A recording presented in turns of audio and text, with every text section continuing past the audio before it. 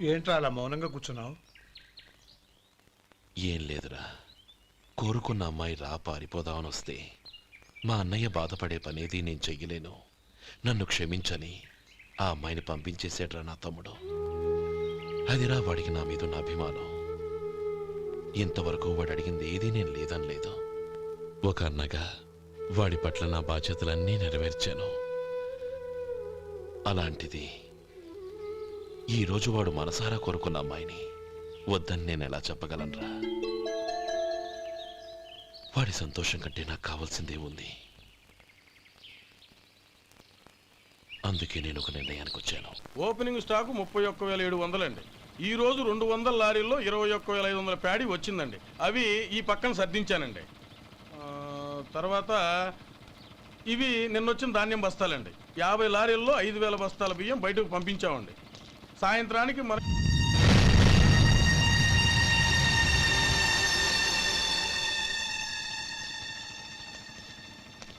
వీడెందుకు వచ్చాడు ఇక్కడికి? నమస్కారం. ఎందుకు వచ్చాడో అడుగు. నీ సహాయం అర్థించొచ్చాను.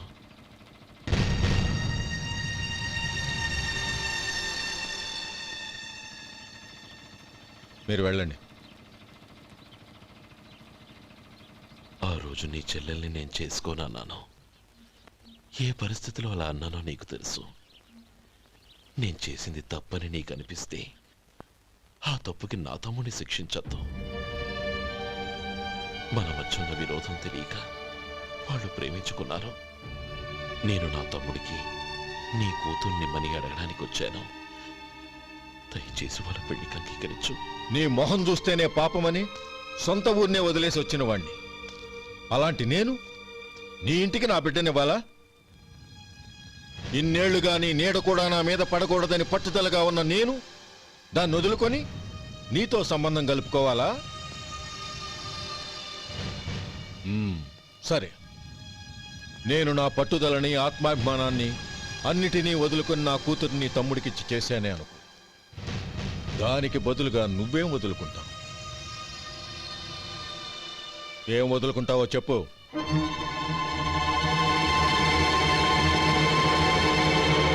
నీ ప్రాణాలు వదులుకుంటావా? అలాగే. నీ ప్రాణం వదిలితే నాకేంట్రా లాభం? నువ్వు దేని మీదైతే ప్రాణాలు పెట్టుకున్నావో దాన్ని వదిలే.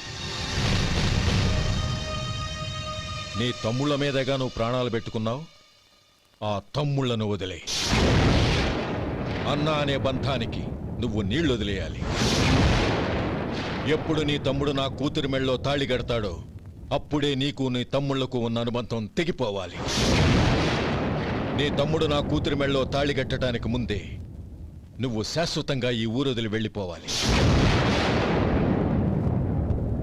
వీటన్నిటికీ నువ్వు అంగీకరిస్తేనే ఈ పెళ్లికి నేను అంగీకరిస్తాను.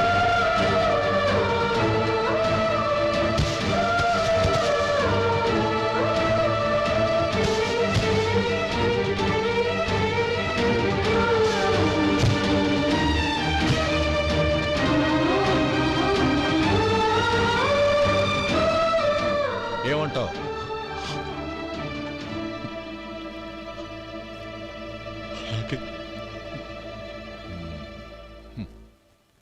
ప్రమాణం చేయి.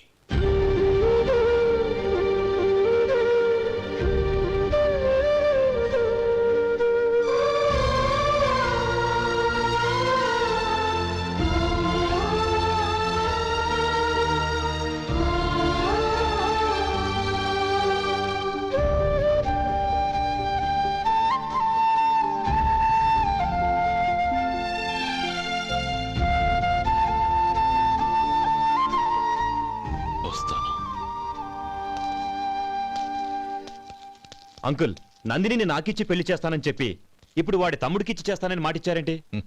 రే, నువ్వు నోరు మూసుకోరా. వీడి తమ్ముళ్ళు విడిపోవాలని ఇన్నేళ్లుగా ఎదురు చూశాను. ఇప్పుడు నా కల నిజం అవబోతోంది.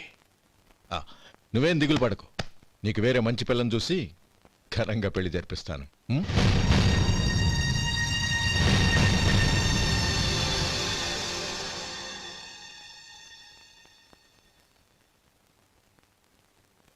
శేఖర్, మధు, నానమ్మా. రే, నువ్వు చాలా అదృష్టవంతుడివిరా. లక్ష్మీపతిని కలిశాను. పాప అనవసరంగా వాడిని అపార్థం చేసుకున్నావురా. వాడెంతో ఆప్యాయంగా నన్ను పలకరించాడు. ఆనందంగా ఈ పెళ్లి ఒప్పుకున్నా.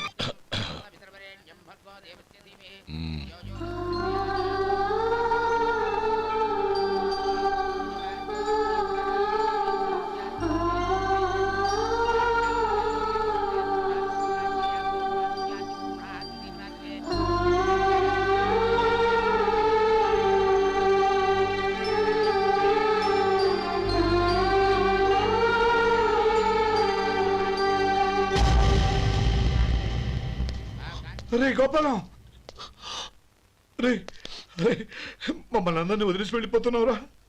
చంద్రం, నా తమ్ముళ్ళని ఎలా పెంచాలనుకున్నాను అలాగే పెంచాను, పెద్ద చేశాను. వాళ్ళందరూ సుఖంగా ఉన్నారు. అంతకంటే నాకు కావాల్సిందే ఉందిరా. అయినా నేనెక్కడికి వెళ్తానురా? వాళ్ళ ఆనందంలో ఐకమత్యంలో నేను ఎప్పుడు ఉంటాను. రేయ్, ఏడవకు. ఎవరైనా చూస్తే బాగోదు. కళ్ళు తుడుచుకో, లోపలికెళ్ళు.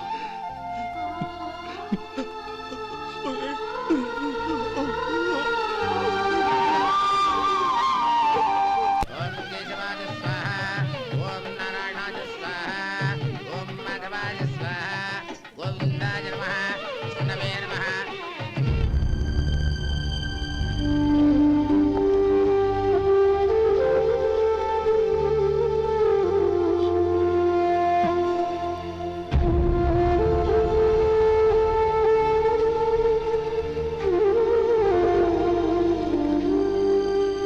శ్రీ లక్ష్మీనారాయణాభ్యాం నమః, ఉమామహేశ్వరాభ్యాం నమః,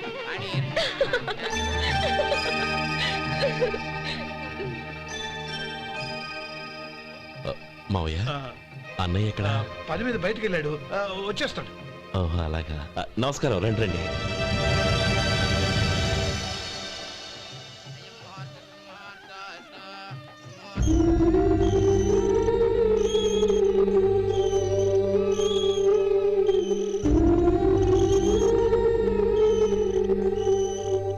ఒరే చంద్రం, గోపాలం ఏడ్రా? ఎక్కడా కనపడడం లేదు. ఇందాక నీతో మాట్లాడుతుండగా చూశాను. అది ఎవరినో పిలవడం మర్చిపోయాడంట, అక్కడికి వెళ్ళాడు. ఈ పాటికి వచ్చేస్తుంటాడు. అలాగే.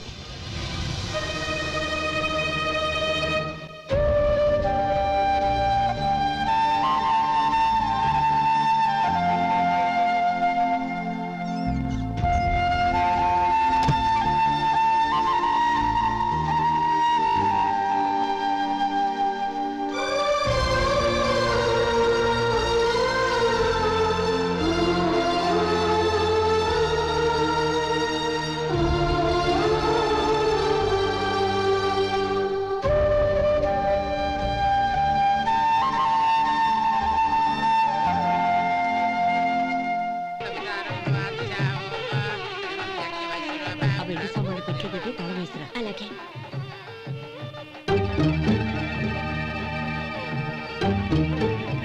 అన్నయ్య, పెద్దనే ఏడి? చిన్న పని మీద బయటికి వెళ్ళాడంట, ఇప్పుడు వచ్చేస్తాడు.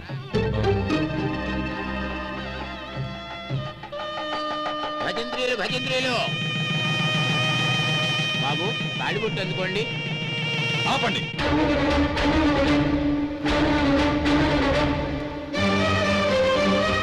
మా అన్నయ్య రానివ్వండి, తర్వాత తాళి కడతాను. అదేంటి బాబు, ఆలస్యం అయితే దుర్ముహూర్తం వచ్చేస్తుంది. మా అన్నయ్య ఎప్పుడు వస్తాడో అప్పుడే నాకు మంచి ముహూర్తం. దుర్ముహూర్తం వచ్చాక తాళి కడితే శుభం కాదు. మా అన్నయ్య లేకుండా చేసే ఏ పనైనా నాకు శుభం కాదు. నేను తాళంటూ కడితే అది మా అన్నయ్య వచ్చిన తర్వాత. ఇక మీ అన్నయ్య రాడు. రేయ్, నువ్వు నోరుమై. ఏంటి నువ్వు అనేది? నేనన్నది పచ్చి నిజం. నా మాట మీద మీకేమైనా అనుమానం ఉంటే అసలు జరిగిందేంటో ఈయన్ని అడగండి. మావయ్య, ఏంటిదంతా? అసలు ఏం జరిగింది? మీరందరూ నన్ను క్షమించండి.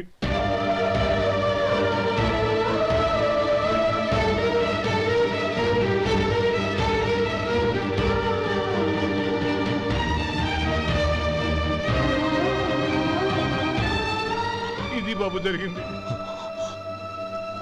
రాజ్! బాబు!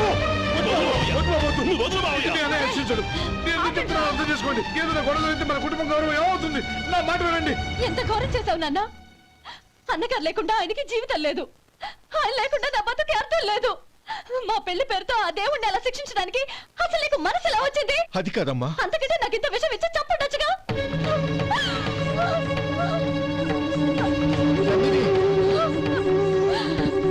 నందిని, నందిని, నందిని, అమ్మా నందిని, నందిని అమ్మా. నా మాట వినమ్మా. నందిని. ఎందుకే బాధపడతావు? వాడు కట్టుకోకపోతేనే నిన్ను చేసుకోవడానికి నేనున్నానుగా.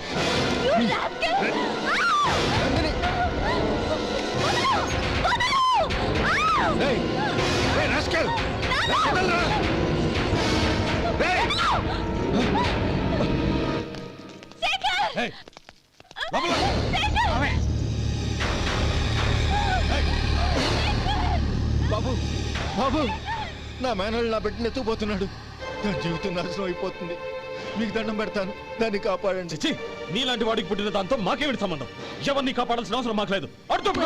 ఒరేయ్ శేఖర్, తప్పురా. ఎప్పుడైతే అమ్మాయి నీతో పెళ్లి పీటల మీద కూర్చుందో అప్పుడే మన ఇంటికి గొడవలేనట్టు లెక్క. అవునండి, ఒక ఆడపిల్లని కాపాడలేకపోయామని బావగారికి తెలిస్తే మనల్ని క్షమించరు.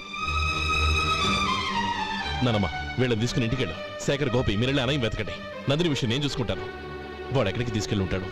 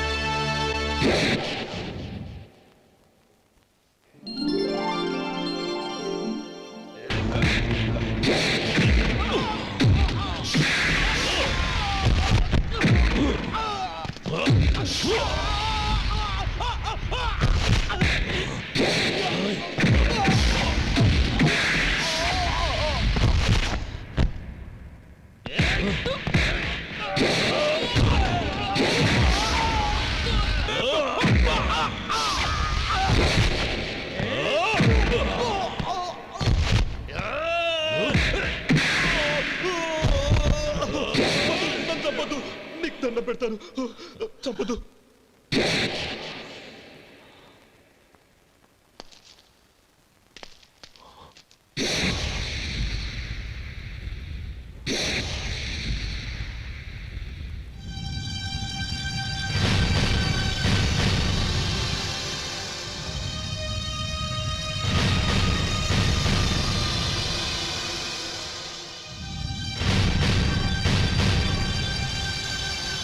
నన్ను క్షమించు లక్ష్మీపతి. ఏ పెళ్లి జరగాలని నేను ఊరు వదిలి వెళ్ళిపోతాం అనుకున్నాను. ఆ పెళ్లి ఆగిపోతుందని తెలిసి ఆగలేక వచ్చాను. నేను వెళ్ళిపోతాను. అయ్యా, ఏమిటిది? లే. నన్ను క్షమించు గోపాలం. ఆ శ్రీరామచంద్రుడు తండ్రి కోరిక మీద అడవులకు వెళ్ళాడు. కానీ తమ్ముళ్ళ క్షేమం కోసం ఊరొదిలి వెళ్తానన్న నువ్వు ఆ రామచంద్రుడి కంటే గొప్పవాడి. ఏమిట్రా ఇది? గతంలో జరిగిన దాన్ని మనసులో పెట్టుకుని మూర్ఖంగా ప్రవర్తించాను. నా తప్పును క్షమించి నా కూతుర్ని నీ ఇంటి కోడలిగా చేసుకుంటావు కదూ.